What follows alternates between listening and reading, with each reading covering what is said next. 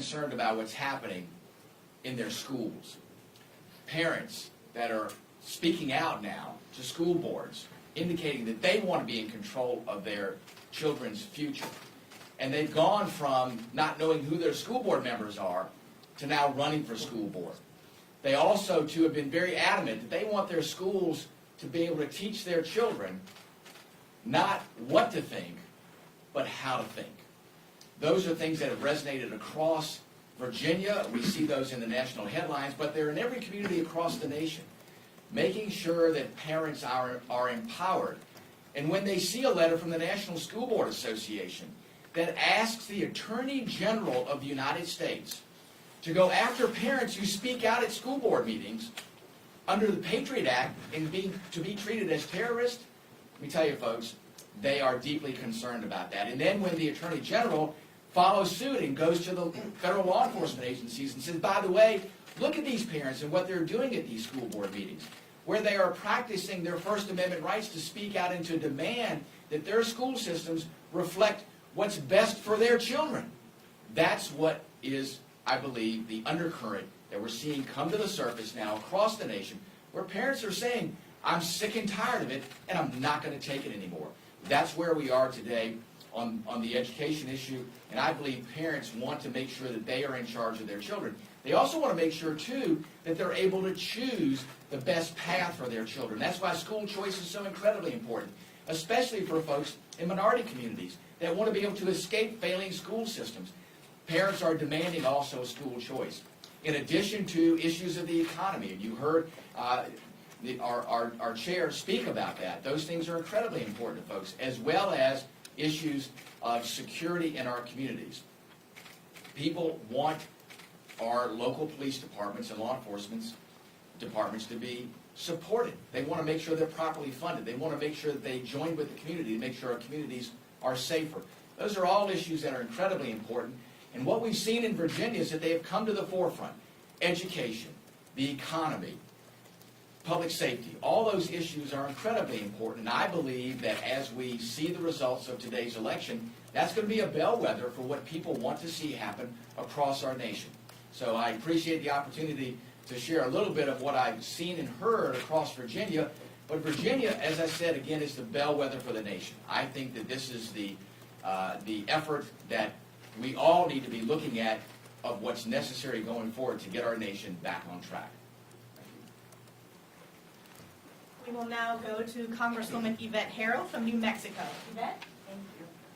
Thank you very much for joining us today.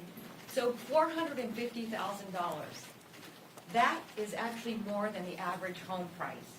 And while President Biden is napping over in Scotland, Americans are here struggling because of his failed policies. The notion of actually paying illegals $450,000 only adds insult to injury. No other country in the world would actually pay people for breaking their laws, entering their country illegally, and then rewarding them for bad behavior. And it's bad enough we will have almost 2 million people in this nation by the end of the year. That's almost the entire population of the state that I come from, New Mexico. This hypocrisy coming out of this administration is unbelievable. And this is just like typical President Biden fashion. No one even knows the cost to the American people that this new idea of paying illegals $450,000 will cost. And remember, this is on top of the $3.5 trillion tax and spending bill. And bear in mind, there's $100 billion in the bill already for immigration benefits. So when we're looking at the bigger picture, how is America going to pay for this? How does this make Americans safer? I mean, does Joe Biden and the Democrats really believe that we should pay illegals more than our victims from 9/11, or more importantly, our Gold Star families? I don't, and I don't think Americans do either. And with that, I'll turn it over to Republican Whip, Congressman Steve Scalise. Thank you, Yvette and Rob and Elise. And this week is yet another example of just how misplaced President Biden and Speaker Pelosi's priorities are and how out of sync they are with the everyday Americans, the priorities and concerns of hardworking families all across America. People that are tired of paying for all of Joe Biden's failures. When you look at inflation, when you look at gas prices now over 50% higher than they were a year ago. And what is Joe Biden's answer? It's to shut off production in America, jet off to Europe in planes that are fueled by jet fuel, which is fossil fuels, to try to tell other people around the world that we shouldn't use fossil fuels. And then ironically, the two biggest emitters, China, Russia, are exempt. They're not even going to be participating in this folly in Europe. I would imagine everybody's wondering what the carbon footprint of this global warming conference is in Scotland. In fact, if you take more than 540,000 Americans, they don't emit more carbon in one day than what these European leaders and Joe Biden and his entourage are emitting right now in Scotland, flying jets. In fact, they said the airport is so overfilled with private jets that the jets have to land in Scotland, let the passengers off, and then fly to another airport and park because there's so many private jets flying over to Europe to tell everybody in America to change their lifestyle because fossil fuels are destroying the world. If you want to save carbon emissions and lower carbon emissions, maybe they need to stop doing all of these global warming conferences and zoom it in. If they want kids to zoom in their education, and it's good enough for kids all across America, maybe they should be zooming these conferences in instead. And by the way, stop beating up on America, because America was leading the world in reducing carbon emissions through American technology and energy dominance, both being done at the same time during President Trump's administration.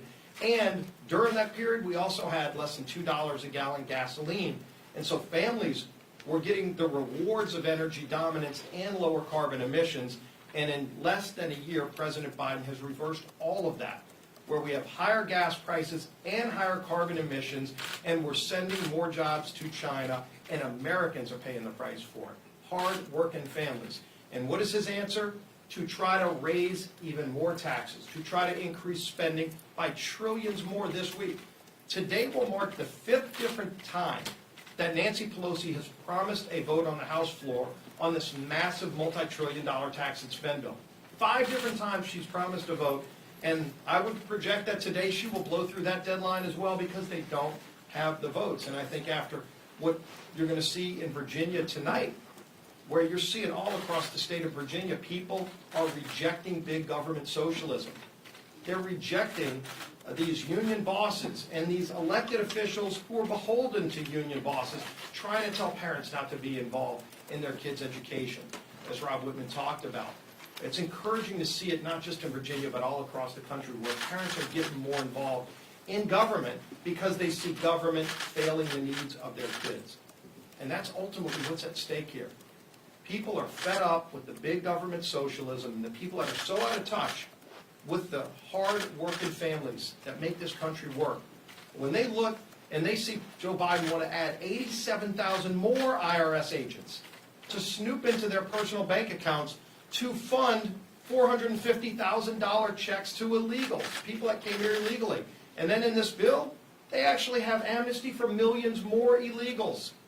Yvette Herrell talked about the $100 billion in this massive tax and spend package to go to people that came here illegally at a time when families are struggling. 71% of Americans say the country's on the wrong track because of the failures of Joe Biden's policies. And their answer is not to work with Republicans to solve these crises, which we stand ready to do. Their answer is to double down on the failure, to jet off to Europe and talk about wrecking our industrialized economy, exempting China, exempting Russia. Frankly, Joe Biden's begging China and Russia. He's begging OPEC to produce more oil while he's telling Americans they can't produce oil in this country. People are fed up with that kind of hypocrisy and with the damage it's doing to families in the form of higher inflation. It's not just gasoline that's over 40% higher, but it's all of the things that people buy at the grocery store. As our conference chair, Elise Stefanik's talked about, this will be the most expensive Thanksgiving ever because of all of this inflation caused by Joe Biden's failures. It's going to cost more to buy a turkey. It's going to cost more to buy sweet potatoes and cranberry sauce and anything else people want to put at the table when they're bringing their family together. And what is the answer of Joe Biden and Nancy Pelosi this week? To try to double down and raise taxes even higher, including a natural gas tax that will hit all families, to spend trillions of dollars more, including giving $450,000 to people who came here illegally, while they're trying to tax families higher on their natural gas bill when they pay for their electricity.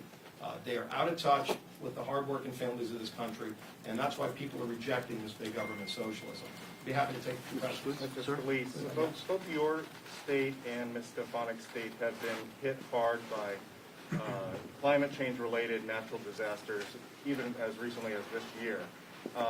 What is the Republican plan for addressing climate change, as you criticize President Biden for going overseas to this global climate summit? Yeah, well, first of all, we had hurricanes a lot longer than we've had changes in carbon emissions. Carbon emissions have been around since before man walked the earth. I mean, you've seen 10,000 years ago, you can look at the record, and we had warmer temperatures on the earth than we do today because it goes up and down. We've had freezing periods in the 1970s. They said it was going to be a new cooling period. And now it gets warmer, it gets colder. That's called Mother Nature. But the idea that hurricanes or wildfires were caused just in the last few years is just fallacy. If you look at what we're doing in Louisiana, for example, we actually work to restore our coast, to put barriers out where they don't exist anymore because we cordoned off the Mississippi River. Over 100 years ago, America made a decision for commerce to put levees up all the way down the Mississippi River. That used to deposit silt all throughout the delta of South Louisiana.